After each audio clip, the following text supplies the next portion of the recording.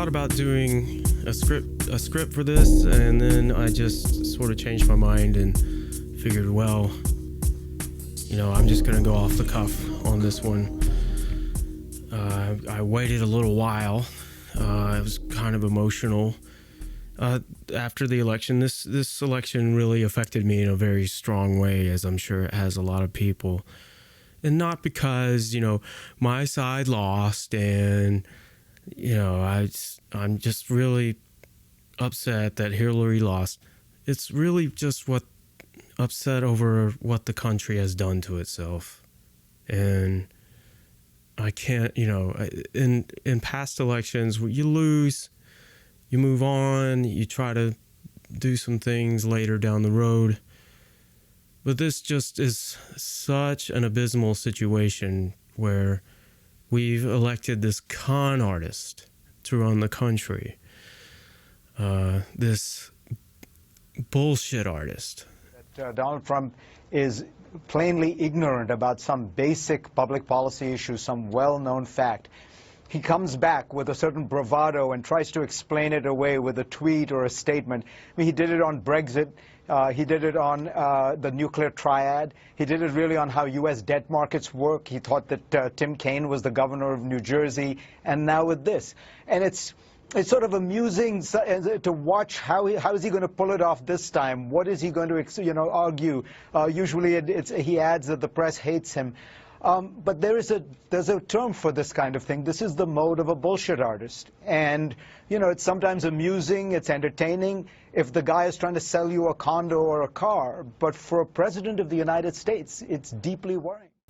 How anyone bought his bullshit, I can't figure out. He speaks at the level of an 8th grader. I guess that's what you have to do nowadays. We have dumbed down this country to this point that this is what we have leading us now. And the bad thing is that he doesn't know what he's doing. And he's going to put people into positions of power that will affect the world. And he's going to depend on those people. And it looks like, so far, the people that he's putting into place will not be good for the world, in my opinion, and certainly not the nation. Those of you that voted for Trump because, he's going to drain the swamp, well, that looks pretty foolish now, doesn't it? He's putting people into place that are just the same old people. It has been reported that it looks as if the appointments towards the Treasury will be more Wall Street influenced than many decades, than it has been in many decades, going back to the 1920s. So, you guys, you're gonna get what you're gonna get what you ask for. You're gonna get what you deserve. And I'm sorry. We tried to tell you, we tried to warn you that this was a bad move, and you wouldn't listen. So, you get what you deserve. Sorry. So, I was pretty emotional, yes, and I still am, but I can be calm now, I think, without yelling and screaming and just going off. But just to sort of implicate exactly what I mean, I was coming home not too long after the election, driving home, and I saw an SUV kind of parked it was on sort of a median. It looked really dumb the way it was, but it was stranded. The guy was stranded and had his hazards on, and he wasn't in it, so I guess he had gone to get help or something. But on the back window was a Trump sticker. Now, the Trump sticker was right dead center in the window, which is the dumbest place to put a sticker. You're not supposed to put it in the center, dumbass, where you can't see. So I just had the urge to grab a golf club and go up to the SUV and just bash the hell out of that window, aiming right for that sticker. And the weird thing is that I also felt like that would be entirely justified. There would be nothing wrong with that. Now, intellectually, I wouldn't do that. I know intellectually that that's not the right way to react, and you shouldn't do that. But that's just the way I felt at the time.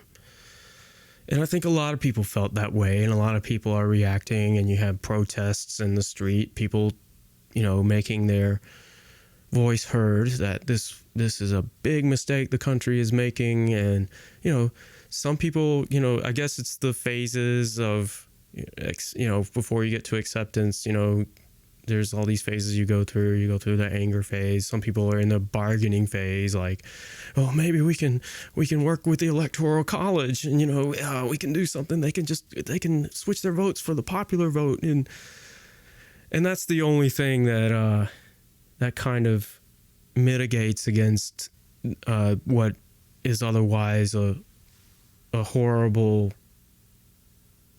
statement about the people of the United States, in my opinion, is that at least the majority of the people that voted for Hillary Clinton. And it's not a small difference either, as in, relative to how elections go. It looks like it's going to wind up being about 1.5 million people more voted for Hillary Clinton.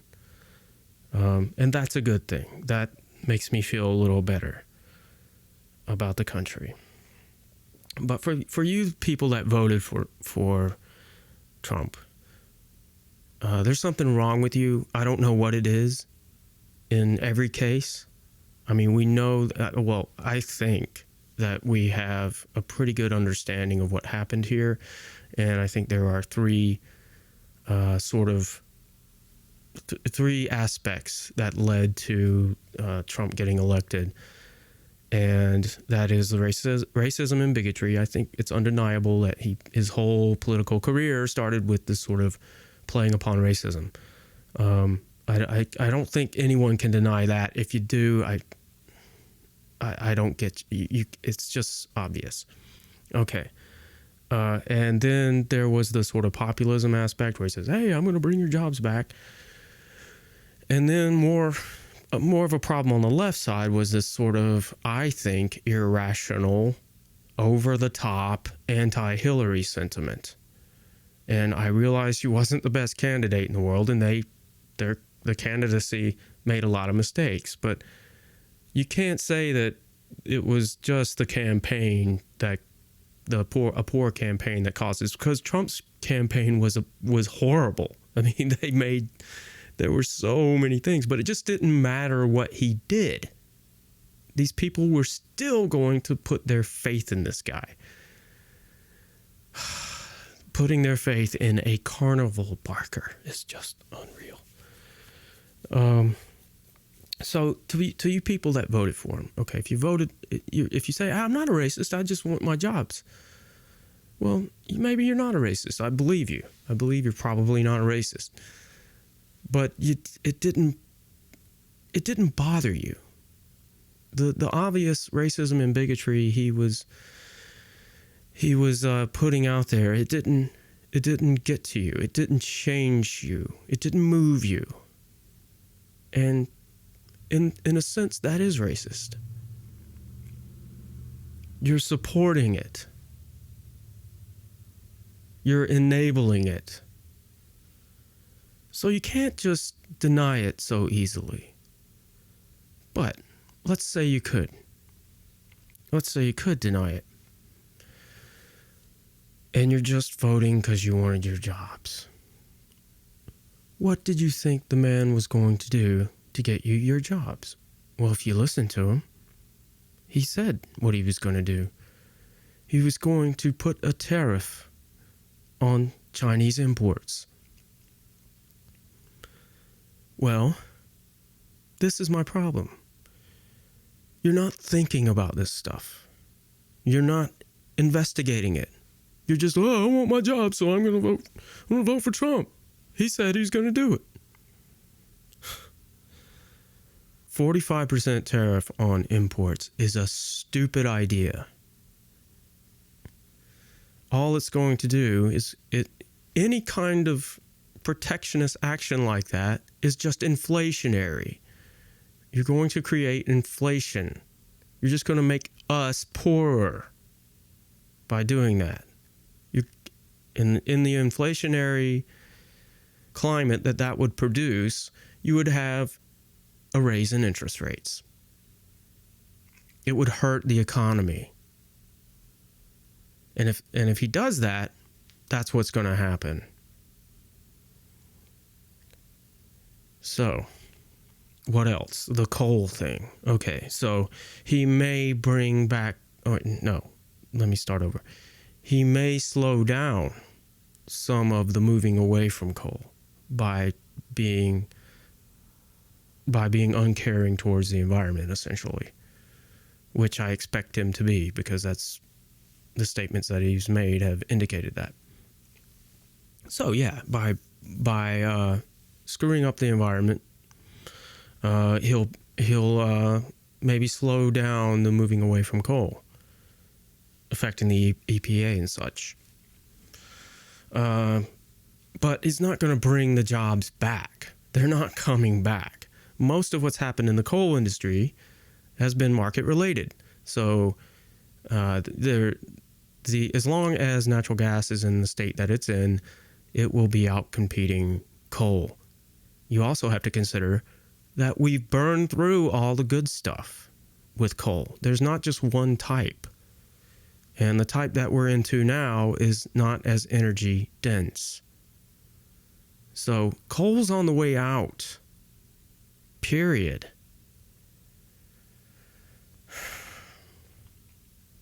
So if you voted for him, for that reason, you're just not thinking.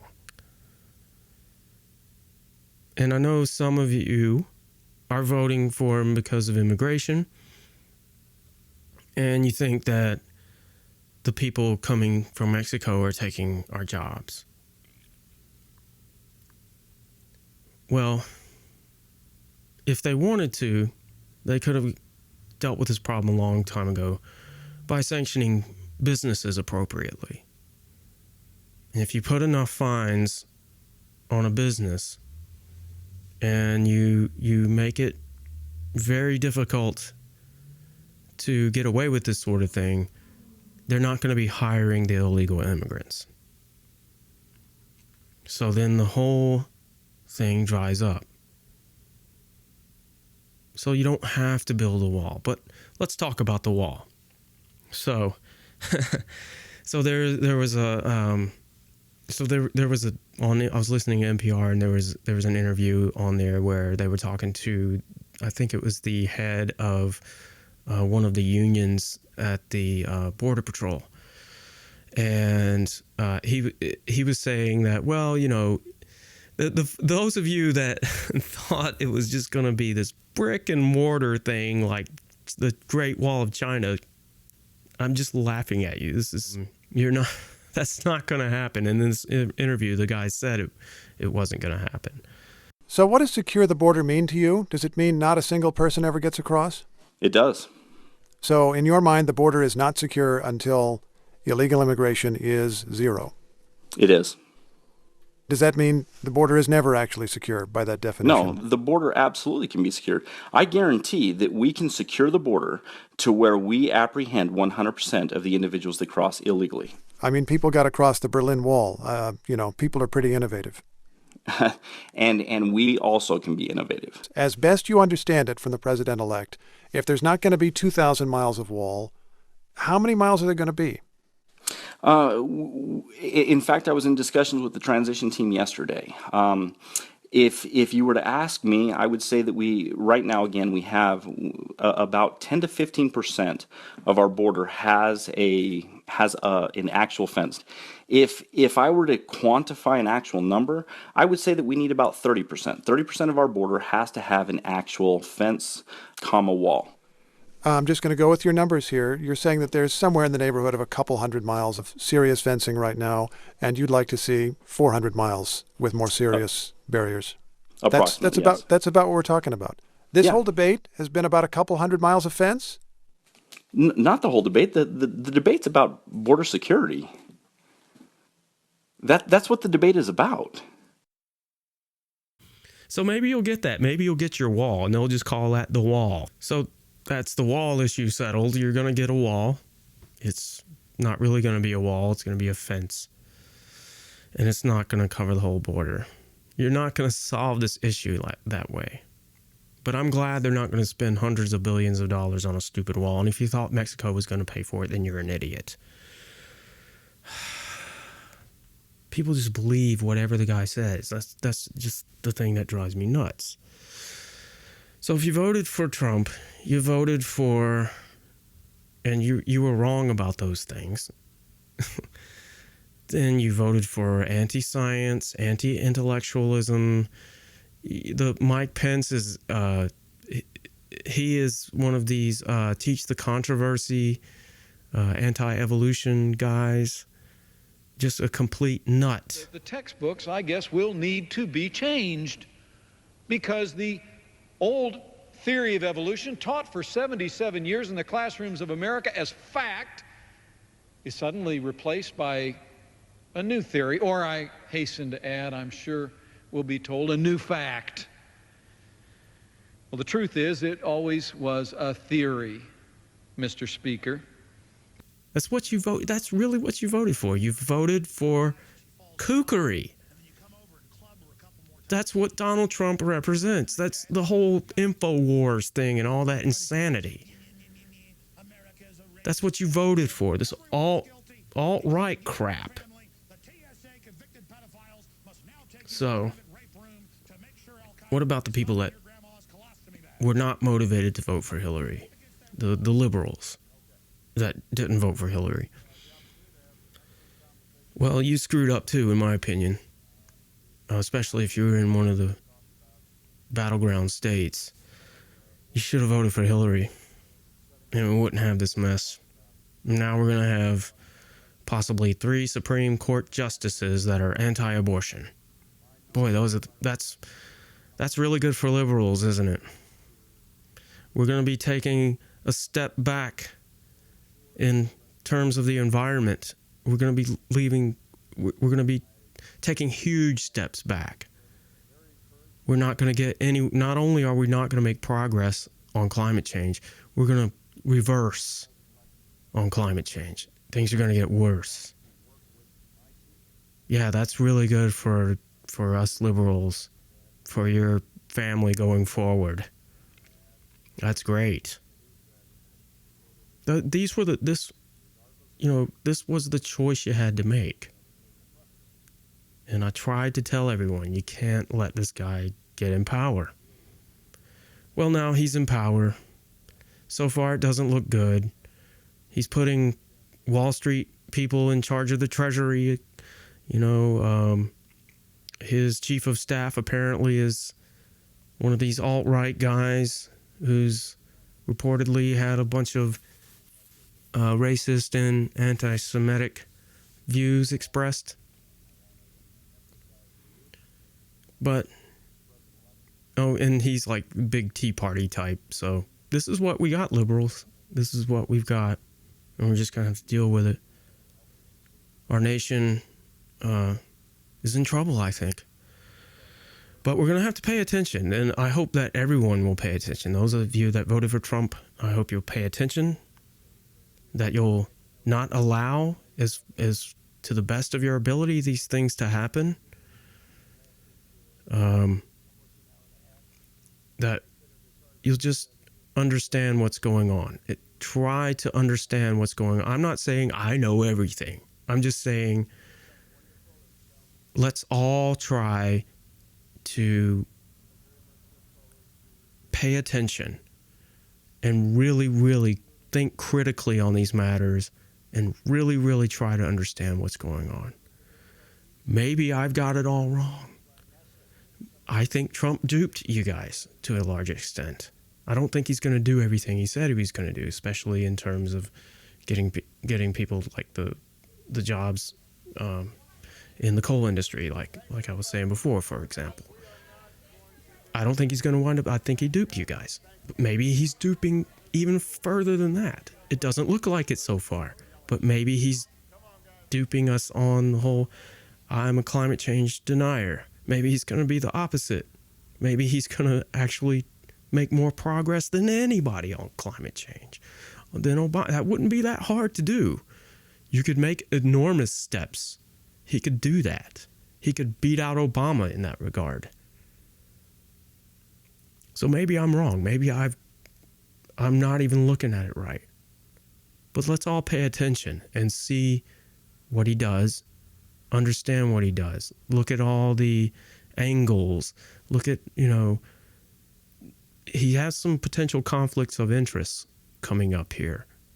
And we need to pay attention to that. Let's also pay attention to things like what's going on with his fraud case, where I think he's trying to settle that, which is probably wise.